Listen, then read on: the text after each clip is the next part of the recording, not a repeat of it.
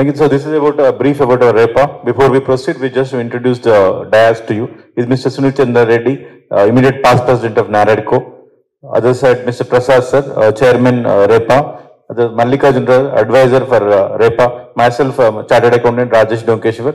We are more into investment banking and virtual CFO services. So with this brief introduction, we want you to address the gathering about Hydra and what is the intentions and how you are helping us to protecting the city and also working towards the interest of the common member of the Hyderabad. Thank you, sir. Over to you.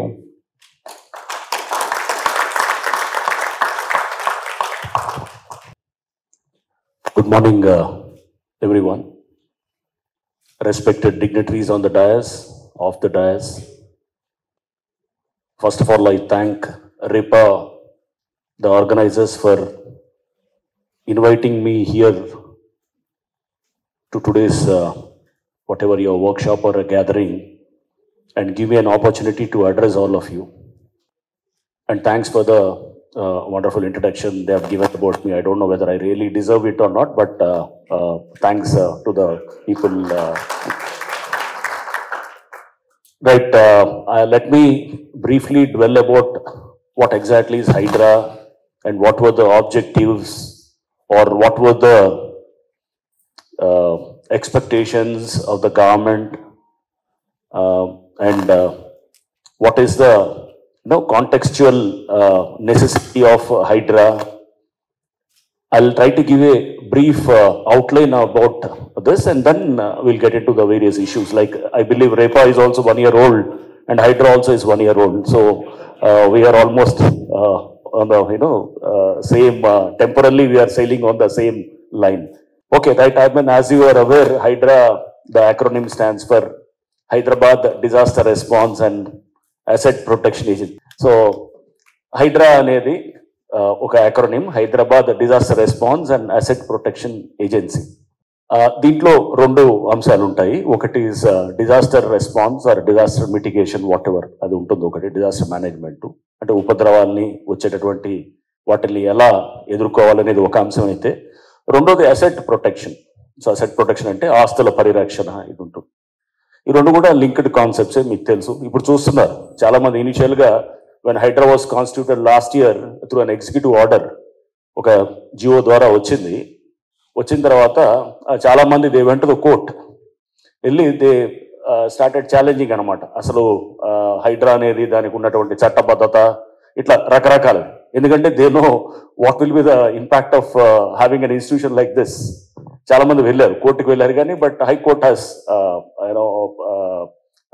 Given clarity to every one that executive order ద్వారా మనం ఇన్స్టిట్యూషన్స్ని చేయొచ్చు అనేది కూడా చాలా స్పష్టంగా చెప్పడం జరిగింది. ఎందుకంటే చాలా ఇన్స్టిట్యూషన్స్ ఉన్నాయి, ఇట్లా ప్లానింగ్ కమిషన్ ఉంది, లేకపోతే మనకి ఇప్పుడు మీరు చూస్తే కనుక ACB is also through and ఒక executive order, vigilance enforcement department, ఇట్లా చాలా ఉన్నాయి. సో మాకు ఇది కూడా ఒక గవర్నమెంట్ జియో ద్వారా ఫ్లోట్ అయిన ఒక సంస్థ. తర్వాత దీని ద్వారా కొన్ని పవర్స్ కూడా ఇవ్వటం కూడా జరిగిందనమాట. ఈ పవర్స్ కూడా ఏంటంటే రకరకాల చట్టాల నుంచి, అంటే ఎందుకు నేను I'm trying to give you this outline is, జనరల్గా ఒక్కొక్క చట్టం ఒక లైన్ ఆఫ్ సబ్జెక్ట్ని పనిచేసేటటువంటి సంస్థలు ఉంటాయి. లైక్ ఫర్ ఇన్స్టెన్స్ పోలీస్, నేను నా పేరెంట్ డిపార్ట్మెంటు, అక్కడి నుంచి మేము చేసేది criminal procedure code, Indian Penal code, evidence act, various criminal laws, ఇవన్నీ దానికి సంబంధించిన ఎగ్జిక్యూషను ఇదంతా కూడా పోలీస్ చేస్తారు. అదే ఒక మున్సిపాలిటీ వాళ్ళు ఉన్నారు అనుకోండి, జిహెచ్ఎంసీ యాక్ట్ ఉంటుంది, లేకపోతే మున్సిపల్ యాక్ట్ ఉంటుంది, రకరకాల చట్టాలు, అంటే మున్సిపల్ అడ్మినిస్ట్రేషన్ సంబంధించిన చట్టాలు చేస్తుంటారు. రెవెన్యూ వాళ్ళకి రెవెన్యూ చట్టాలు ఉంటాయి, ఇరిగేషన్ వాళ్ళకి ఇరిగేషన్ చట్టాలు ఉంటాయి. But Hydra is like, an institution, probably one of its kind. And this is, as ISB, Indian School of Business, as I aptly mentioned, this is a historical creation anamata. అంటే అన్ని సంస్థల యొక్క powers తీసుకొచ్చి ఒక దగ్గర కేంద్రీకరించి పెట్టడం అనేది అనమాట.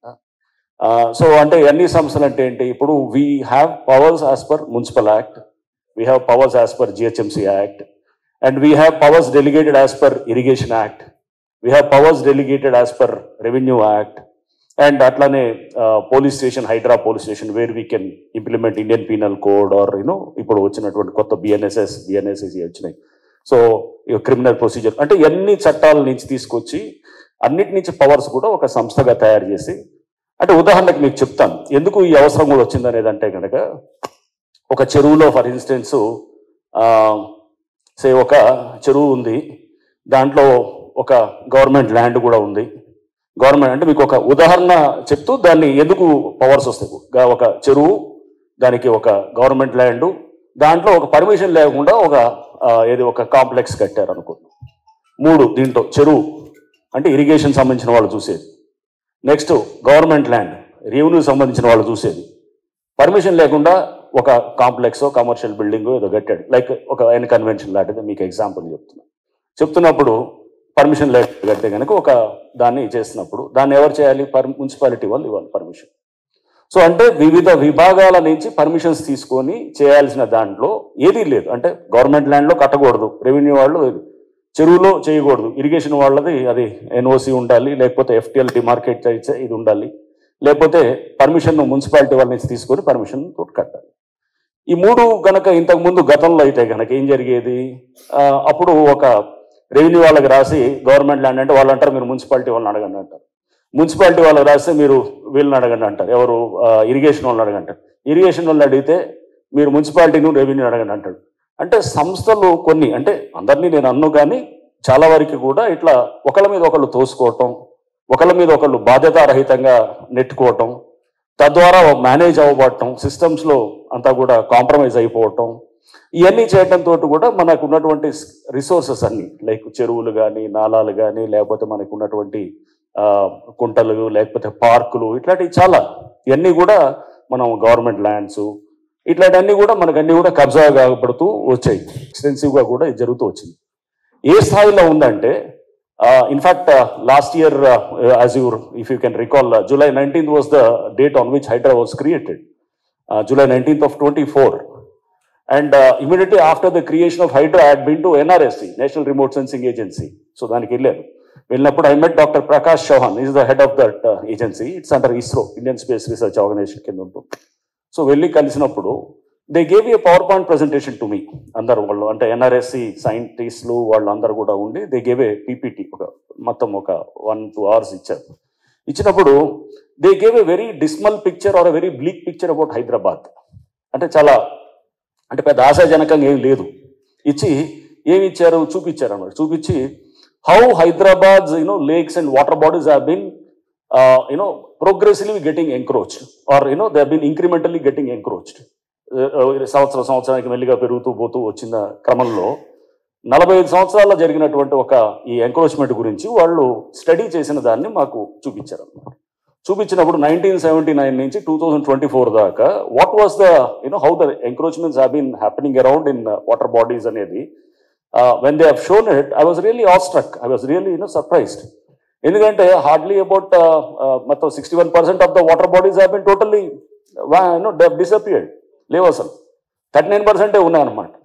ఆ 39% కూడా the rate at which it is going the encroachments were going problem ఇంకో 10-15 ఏళ్లలో ఇది కూడా ఉండకపోవచ్చు. ఎందుకంటే మీకు land is a very costly commodity. And మీకు ప్రతి దగ్గర కూడా మీరు చూస్తే కనుక ఇంపార్టెంట్ ఏరియాస్లో like any take in north western part of Hyderabad or western part of the city, every acre is almost like 100 acres, 100 crores and above ఉన్నది. So ఉన్నప్పుడు న్యాచురల్గా when there's lot of greed for land and there's a lot of demand for land, naturally people will start doing lots, they will get into lots of violations and చేయటం అనేది that's జనరల్గా జరిగేది. ఎందుకంటే that's how the competition is. ఈ unhealthy competition దీంతో ఒకటి మించి ఒకటి చేయడానికి ఎన్నిట్లో క్రమంలో జరుగుతూ ఉన్నట్టు. సో ఇది చూసినప్పుడు then we thought as I think this 39% or whatever అది దాన్ని మనం we have to safeguard it for what? For our future generations also. So మీ అందరూ కూడా ఎవరన్నా కనుక ఈ క్లైమేట్ ఎన్వైరన్మెంట్ గురించి కొంత అవగాహన తెచ్చుకోవడానికి లేకపోతే మీరు ఫాలో అవుతున్న వాళ్ళు అయితే కనుక బ్రెంట్ ల్యాండ్ కమిషన్ అని చెప్పేసి ఒకటి ఉండేది. బ్రెంట్ ల్యాండ్ అనేది she was ex Norway prime minister అనమాట. సో ఆవిడ బ్రెంట్ ల్యాండ్ రిపోర్ట్ ఒకటి ఇస్తూ తర్వాత దట్ ఇస్ మన క్లైమాటిక్ చేంజ్ దానికి చాలా ఒక నాంది పలికినటువంటి ఒక రిపోర్ట్ అన్నమాట. So she mentioned about sustainable development for the first time. Sustainable development అంటే ఏంటంటే ఇది developing, it's a development where you do not compromise on the future needs or future needs of the future generations. Without compromising on that you indulge in development, right? అంటే future వాళ్ళకి మనం we are only custodians, మనం అంతా కూడా we are it's something called intergenerational equity అంటాం అన్నమాట. So inter generational equity అంటే ప్రతి తరానికి కూడా ఒక మనకు ఈక్విటబుల్గా రిసోర్సెస్ ఉండాలి. మన పూర్వీకులు కానీ మనం కానీ మన తర్వాత వచ్చే మన భవిష్యత్తులో వచ్చేటువంటి పిల్లలు కానీ అందరికీ కూడా సరి సమానంగా అందరికీ కూడా హక్కులు ఉంటాయి ఈ రిసోర్సెస్ మీద అనేది, that is simple inter generational equity అనేది అనమాట. సో ఇప్పుడు అంతేగాని ఇప్పుడు నువ్వు ఉన్నదాన్ని నువ్వు మొత్తం నేను నా చేతిలోకి వచ్చింది చెరువు అంతా మొత్తం నేను చేస్తాను, లేకపోతే కుంటని చేస్తాను, లేకపోతే మొత్తం దీన్ని ఈ చెట్లు కొట్టేసి అడవిని తయారు చేస్తాను, మొత్తం కొట్టేసి చేస్తాను, ఏంటంటే కాదనమాట. You have to safely pass it on to the your only custodian. నువ్వు ఓన్లీ నీకు బాధ్యత ఇచ్చారు అంతే మనందరికీ. ఇది especially with respect to the resources, ఇది మన కమ్యూనిటీ రిసోర్సెస్. సో దీని నుంచి పుట్టుకొచ్చిన హైడ్రాది వచ్చినప్పుడు ఈ ఎన్ఆర్ఎస్సి వాళ్ళు ఇచ్చిన ఏదైతే కనుక వాళ్ళు మాకు ప్రెజెంటేషన్ తర్వాత then we thought I discuss with the government, with the chief minister and everybody. And HYDRAA అప్పుడే ఎలా చేయాలి ఏంటనేది కొంత వెళ్తున్న క్రమంలో then we thought yes we need to adopt an aggressive strategy. ఇది ఏదో ఊరిని ఏదో మామూలుగా ఏదో నోటీసులు లేకపోతే ఇచ్చి నార్మల్గా చేసుకుంటూ పోతే వర్కౌట్ కాదు ఇది. సో దీనికి ఏం చేయాలి, సంథింగ్ ఏదో మనం ఒక దీన్ని డెఫినెట్గా రేపు ముందు ఆగాలి. ఏదైతే గనక ఈ విధ్వంసాలు జరుగుతున్నాయో, ఎంక్రోచ్మెంట్స్ లేకపోతే ఇవన్నీ మనకు జరుగుతున్నటువంటి వాటర్ బాడీస్ కానీ నాలాస్ కానీ ఇష్టం వచ్చినట్టు పార్కులు కబ్జాలు అయిపోతాయి, నాలాలు కబ్జాలు అయిపోతాయి. ఇప్పుడు చూస్తున్నాం ఏంటి పరిస్థితి అనేది. We are seeing every city, invariably every city is on the verge of disaster now. You have seen Bombay's floods yesterday. Other day, we had seen in Gurgaon. We had seen in every place, right? I mean, Bangalore repeatedly. It's almost like it's a regular thing in Bangalore, flooding. And Hyderabad also, we are no different from other cities, right? We also are almost at the verge of disaster.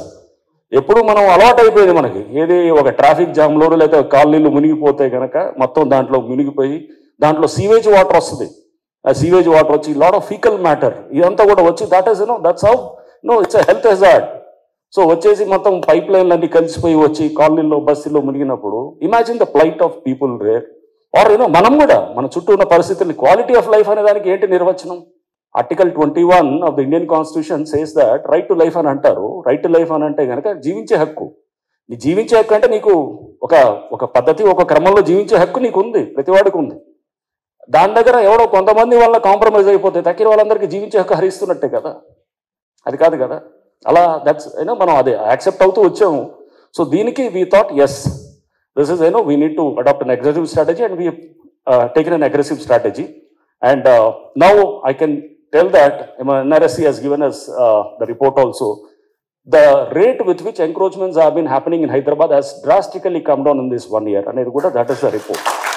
So అంటే this is మనం అనుకుంటే కనుక ఒకవేళ ప్రభుత్వానికి ఒక ఆలోచన ఉండి ఒక దృఢమైన సంకల్పం ఉండి ఒక చిత్తశుద్ధి ఉండి అధికారులు అందరికీ ఉంటే గనక, ప్రతి వాళ్ళకి ఉంటే గనక ఐ డోంట్ థింక్ ఏం పెద్ద మనం అచీవ్ చేయండి ఏముంటుంది. లీ కువాన్ యూ లాంటి వాడు సింగపూర్ని 35 సంవత్సరాల్లో మొత్తానికి ఉన్న సింగపూర్ 1950-60లో ఉండేటువంటి సింగపూర్ని 90ల కల్లా ఒక అద్భుతమైన డెవలప్డ్ సిటీగా తయారు చేశారు, డెవలప్డ్ నేషన్గా తయారు చేసినప్పుడు so why can't we do it in మన కంట్రీలో ఎందుకు చేయకూడదు? ఇట్లాంటి చేసే చాలా సిస్టమ్స్ ఉంటాయి. మనం చేయడానికి కావాల్సిన ఇట్స్ ఓన్లీ ద విల్. మనం చాలా క్రిటిసిజం వస్తుంది, ఇలా ఎందుకు చేయలేదు అలా ఎందుకు చేశారు, మనం మాట్లాడేటప్పుడు చాలా వస్తాయి. అన్నిటినీ పక్కన పెట్టి మొండిగా వెళ్ళాలన్నమాట. That is the only thing which I totally subscribe to that philosophy. ఎవడేమన్నా కానీ కూడా మనం వినకుండా మనకు అనుకున్న లక్ష్యం వైపు వెళ్తాలి. సాధించిన తర్వాత అందరూ అప్పుడు మొదలెడతారు.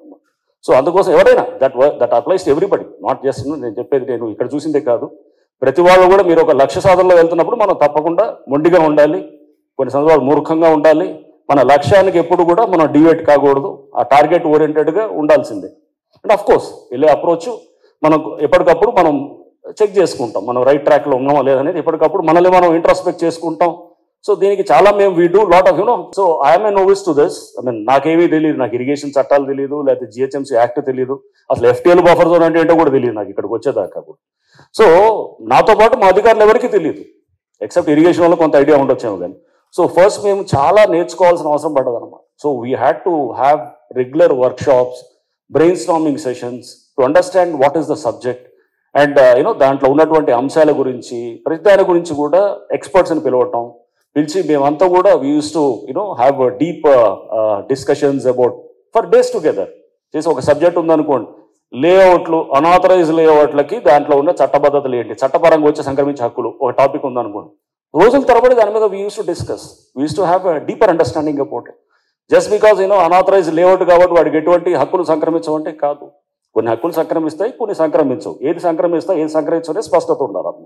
సో సంథింగ్ లైక్ ఒక లేక్ ఉంది, ఎఫ్టీఎల్ అంటే ఏంటి, ఎఫ్టీఎల్ ఎలా డిమార్కెట్ చేయాలి అనేటప్పుడు we use to have lot of brain storming sessions and we use to రాత్రి ఇంటికి వెళ్ళిన తర్వాత 10ంటికి చేరేవాడిని, రెండు గంటల దాకా చదువుకునేవాళ్ళం అనమాట. చదువుతూ అందరం all of us did the same thing, right? So lot of hard work, lot of we had to put in lot of effort into this, trying to understand a subject which is alien to us. మాకు ఎవరికి ఏం తెలియదు అసలు. Everybody has to learn this. అది ఆ దీంట్లో వెళ్ళినప్పుడు ఒక 6 నెలలు 7 నెలలు కొంత ఇబ్బంది అనిపించింది. But we had to study, we have to go through lots of judgments. Supreme court ఇచ్చినటువంటి ఉత్తర్వులు ఉన్నాయి, హైకోర్ట్స్ ఇచ్చినవి ఉన్నాయి, అండ్ చట్టాలు ఏం చెప్తున్నాయి, దాని ఇంటర్ప్రిటేషన్ ఏముంది, ఇవన్నీ కూడా చేస్తూ fairly now it has stabilized. Hydra అనేది now we say that even when the high court దగ్గర issues వచ్చినప్పుడు కూడా డ్యూ ప్రాసెస్ ఫాలో అవ్వమన్నారు అనుకోండి. For instance we say yes, due process is not issuing a notice is due process as per section 90, as per the para 91 of the justice Gawai's judgment అని ఉంటుందన్నమాట. ఇప్పుడు ప్రస్తుతం ఉన్న CJ గారు ఒక bulldozer justice అనే దాంట్లో వారు చాలా స్పష్టంగా చెప్తారనమాట. చెప్తూ division bench of the supreme court gives a landmark judgment last year in November saying that నోటీసులు ఎక్కడ ఇవ్వాలి, నోటీసులు ఎక్కడ ఇవ్వకూడదు అని చెప్పేసి. ఇట్స్ వండర్ఫుల్ జడ్జిమెంట్ అనమాట. సో దాంట్లో para 91 very clearly specifies that you don't need to issue any notice if the encroachments removal is certain conditions అనేది దాంట్లో ఎక్కడెక్కడ చేయాలి. We are following the same thing. So when somebody says that you follow due process, I say yes, we are following the due process. What is due process? Due process is not issuing a notice and removing the encroachment. That is in respect of certain category of encroachments, right? So adi chestu, and where you have to be ruthless, and of course ruthless lo unnappudu fair transparency kuda undali. Endukante that should again, it should not get into arbitrariness or some high handedness or trying to be targeted oriented okanne some individual centric. Yet we are very very aware of all this. ఇవన్నీ చేసుకుంటూ ఈ క్రమంలో HYDRAA finish 1 year and now ఇందాక చెప్పాను NRSC వాళ్ళు they are given a good feedback. But ఇక్కడతో కాదు, మొదలైన ప్రస్థానం ఇప్పుడే. సో పడ్డది మొదటి అడిగే. ఇక మీద మనం చేసుకుంటూ దీంట్లో చాలా చేయాల్సింది, లైక్ ఎఫ్టీఎల్ డిమార్కేషన్స్లో కూడా scientific approaches. So I do not go by what ఎవరో ఒక అధికారులు కింద చెప్పారనే దానికి లేదు. వీ హాస్ 101 క్వశ్చన్స్, ఇరిగేషన్ వాడు ఇచ్చిన, రెవెన్యూ వాడు ఇచ్చిన. ఇప్పుడు we have now endowed with that subject knowledge. So we can literal ఆ సబ్జెక్ట్ నాలెడ్జ్ మా చేతికి వచ్చిన తర్వాత, మాకు ఎవరైతే అందరికి సంక్రమించిన తర్వాత, just we don't blindly believe some officer కింద నుంచి ఇచ్చిన దాన్ని తీసి గుడ్డిగా సంతకాలు పెట్టేది ఉండదు. దాని మీద లోతుగా అధ్యయనం చేసి మాకు డౌట్స్ ఏమైనా వస్తే కనుక we refer to an expert బాడీకి చేసి ఫుల్ క్లారిటీ వచ్చిన తర్వాతే we go for issuance of a notification. అంతేగాని ఏదో స్లిప్ షాట్గా ఏదో అర్థం కాక అట్లా no, we don't get into those things, right? So we are given a responsibility and we'll try to do 100% justice to that, whatever job has been assigned to us. And అది ఏదైనా కానీ ఏది ఇచ్చినా కానీ మనకి ఇచ్చినప్పుడు ఒక నమ్మకంతో ఇచ్చినప్పుడు ప్రభుత్వం, ముఖ్యమంత్రి గారు లేకపోతే ఇతర ప్రభుత్వంలో ఇదంతా మాకు నమ్మకంతో ఇచ్చినప్పుడు ఆ ప్రజల ఆకాంక్షలు ఏదైతే ఉన్నాయో దానికి తగ్గట్టుగా కూడా మనం చేసి, ఇప్పుడు చేసేదాన్ని ఇందాక అన్నారు, హైదరాబాద్లో డెఫినెట్గా హైడ్రా అనేది ఒక అద్భుతమైన సృష్టిగా మిగులుతుందని. ఎస్, 100%. హైదరాబాద్ కాదు, ఇప్పుడు దేశవ్యాప్తంగా కూడా దీని మీద చర్చ అవుతుంది. సో ఎందుకంటే lot of national media people also keep coming to us and వాళ్ళు వచ్చి they keep discussing about lot of things and it's also taken up at the national media level also. So it's a first of its kind. ఇట్లాంటి ఇన్స్టిట్యూషన్ని జాగ్రత్తగా తీసుకెళ్ళి ఇది ఎక్కడో ఏదో political ఇన్వెండిక్టివ్నెస్ లేకపోతే ఎవడో కొంతమంది కోసం అనేది కాకుండా ఫస్ట్లో చాలా మాటలు అన్నారు, ఇది దీనికోసం తెచ్చారు, వాళ్ళ కోసం చేశారు, ఇది ఒక ఇలా పని చేయడానికి అలా పని చేయడానికి, అన్నింటినీ భరించాలి. ఎందుకంటే మనం ఒక దీనికి అనుకున్నప్పుడు time is the healer, time only will give a response, right? So అన్నిటికీ మనం ఉండి అన్నింటినీ తీసుకుంటూ వెళ్తూ ఇప్పుడు Hydraa successfully completed 1 year and lot of things are to be done. ఈ ఇయర్లో నెక్స్ట్ ఇయర్లో మేము చేసేది కూడా like FTL demarcation will be very very scientifically and transparently done. And అది డొమైన్ అది మనకి అందరికి పబ్లిక్ అర్థమయ్యేటట్టు పెడతాం అనమాట. పెడుతూ అంటే అది ఈజీగా ఎవడైనా కానీ కూడా సామాన్యుడు రేపు నేను FTLలో ఉన్నానా లేదా అని తెలుసుకునేటటువంటి విధంగా తయారు చేస్తాం. అది ఇయర్లో జరుగుతుంది. దీంతోపాటు నాలాస్ కూడా దానికి కూడా బౌండరీస్ డిమార్కేట్ చేస్తాం. నాలాస్ స్ట్రీమ్స్ అన్నిటికి కూడా దేస్ అ బౌండరీ. సో నాలాస్కి బౌండరీస్ ఎలా డిమార్కేట్ చేయాలనేది కూడా ఒక సైంటిఫిక్ ప్రాసెస్ ద్వారా చేస్తాం. సో లైక్ దిస్ అండ్ కొంతమంది ఉంటారు ఐవ్ సీన్ కొంతమంది లైక్ వీ హ్యావ్ బీన్ పోలీసులో మాకు KDs DCs అని ఉండేవాళ్ళు అనమాట. KDs అంటే మనం KD అంటే నోన్ డిప్రెడేటర్ అనమాట. నోన్ డిప్రెడేటర్ అంటే డిప్రెడేషన్ అంటే మీకు తెలుసు కదా, depredation is like somebody use looting plundering and all. అది డిప్రెడేషన్ అనేది అదనమాట. సో వీ కాల్ సంథింగ్, పాత NTR గారి సినిమా ఉండేది KD నెంబర్ 1 అనే సినిమా కూడా ఉండేది. సో అంటే KDలు అనేది ఇది KD ఉంటుంది, పోలీసులో భాషలో ఉంటుంది. DC is a dossier criminal. Dossier is like you maintain a file for everything, right? That's a dossier, right? So we maintain dossiers also for land grabbers here now. So we thought we'll have something like that. Who gets into frequent litigations and frequent disputed lands లో అంటే వాళ్ళకు కూడా అది కూడా మేము observe చేస్తున్నాం. చేసి దానికి ఒక రికార్డ్ బిల్డింగ్ తయారు చేసి అది ఆ వ్యక్తి ఎటువంటి ల్యాండ్స్ మా దగ్గరికి వస్తుంటాయి, 100,000 కంప్లైంట్ వస్తున్నప్పుడు తెలిసిపోతుంటది, చూడంగానే అర్థమైపోయింది అనమాట. అంత అమాయకంగా ఎవరు ఉండరు కదా, చూడంగానే ఇష్యూలో ఇట్లా వెళ్ళారా, ఇట్లా వెళ్ళిన తర్వాత అంత తిప్పుతుంటారు గోల్ చెక్కర్. ఇది ఎంత ఈజీగా అర్థమవుతుందంటే మాకు కోర్టు ఆర్డర్స్ తీసుకొస్తారు, కోర్టు ఆర్డర్ ఉందని అంటారు. కోర్టు ఆర్డర్ చూస్తే ఎక్కడ కోర్టు టైటిల్ ప్రూవ్ చేసుకోరు, ఎక్కడ ఇటు నుంచి అటు అటు నుంచి ఇటు తిరుగుతుంటుంది పైకి కిందకి. అంటే హైకోర్టు నుంచి సుప్రీంకోర్టుకి వెళ్తే మళ్ళీ కిందకి మీరు వెళ్ళి సివిల్ కోర్టులో టైటిల్ ప్రూవ్ చేసుకుంటారు. టైటిల్ తప్ప అన్ని జరుగుతుంటాయి అనమాట చుట్టూ. సో అది అర్థమైపోతుంది అనమాట. సో దీని మీద కూడా మేము we had days of discussion. Title ఎలా ప్రూవ్ చేసుకోవాలి ఏంటనేసి for everything we're totally new to this subject. We try to really grapple with it. We wanted to have a good insights into this, ఎట్లా ఈ legal things ఎలా అవుతున్నాయి అనేది అనే దాని మీద కూడా we have a strong legal team. అందరం కూడా నాలెడ్జ్ ఇస్ పవర్ అంటారు. So that's how we thought will have to build first knowledge అంతా దీని గురించి అనేది చేస్తూ పబ్లిక్ని కూడా బాగా అవేర్నెస్ చేస్తూ ఉన్నాం. సో ప్రతి దాంట్లో కూడా పబ్లిక్ని అవేర్నెస్ చేసే కొద్దీ public are also very keenly following what Hydraa's notifications ఇవన్నీ కూడా చూస్తూ ఉన్నారు. సో చాలా మంది ఇప్పుడు నాకు ఎవరో some senior official from Huzur Nagar అక్కడి నుంచి ఫోన్ చేశారు, ఇక్కడ కూడా లేఅవుట్స్ అది DTCP లేఅవుట్ ఎందుకు రావట్లేదని కొంతమంది అక్కడ వాళ్ళు అడుగుతున్నారంట. Which is a good thing. సావాలి ఒక లేఅవుట్స్ అనాథరైజ్ కాకుండా అప్రూవ్డ్ DTCPతో లేదా ఒక HMD approved. Systems have to be clear, fair play ఉండి చేస్తే కనుక. అంతేగాని అంత మనకి ఇది రియల్ ఎస్టేట్ బిజినెస్ అనగానే సర్వేని పిలిచి ఎలా మ్యానిపులేట్ చేయాలి, రెవెన్యూ అని పిలిచి ఎలా మ్యానిపులేట్ చేయాలి, ఆ ఇంజనీరింగ్ ఎవడో రిటైర్ అయిన వాడిని పెట్టుకుని వాడితో ఎలా FTL ఇటు తిప్పి అటు తిప్పి ఎటు చేయాలి, ఇది కాదనమాట. రియల్ ఎస్టేట్ అనేది ఇది కాదు. ఇది అలవాటు అయిపోయేది మనకు. రియల్ ఎస్టేట్ అనేది మనకు అదే అలవాటు చేస్తూ అలా చేసిన వాడల్లా తెలివికల్లోడుగా మనం ఒక రాంగ్ నిర్వచనం ఇస్తూ వచ్చాం అనమాట. సో దాని నుంచి బయటకు రావాలి. ఎందుకంటే ఇలా చేస్తే కనుక దిస్ నాట్ ఫెయిర్ ప్లే. ముందు మనమే నాశనం చేసుకుంటున్నాం, మనది మనమే తోవుకుంటున్నట్టు అనమాట. సో దీని నుంచి మారటానికే HYDRAA is very very clear and targets are clear. And real estate వాళ్ళకు కూడా I keep addressing lot of people, CREDAI వాళ్ళు, NAREDCO, even bankers, surveyors, financiers, valuers చాలా మందిని అడ్రస్ చేస్తూ ఉన్నాం. సో థ్యాంక్స్ ఫర్ రేపా వాళ్ళకు కూడా నేను I'm really thankful for giving an opportunity. ఎందుకంటే మీ ద్వారా ఇంకా 10 మంది క్లారిటీ రావాలి. So we want to have a good business. మీరందరూ మంచి బిజినెస్ చేసుకోవాలి. బాగా మీరు బిజినెస్ చేసుకునే క్రమంలో you are contributing to the economy. ఉద్యోగాలు తెలంగాణ రాష్ట్రం, హైదరాబాదు ఇవన్నిటికి కూడా మీరు contributing in a big way. So will be very very happy. And మా వైపు నుంచి ఏం కావాలన్నా కానీ కూడా మీరు you are always welcome to give suggestions.